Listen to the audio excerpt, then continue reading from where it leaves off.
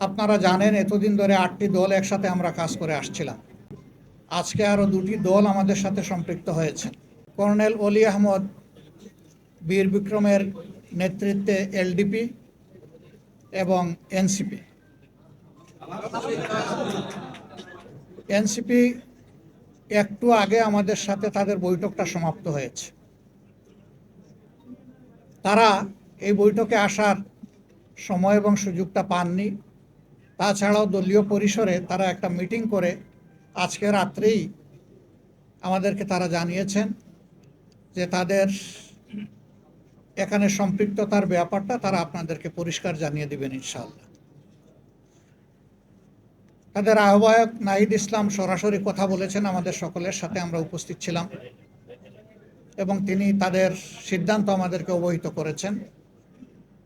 তারা আরেকটি press conference করে তাদের সিদ্ধান্ত আপনাদেরকে ইনশাআল্লাহ জানিয়ে দেবেন।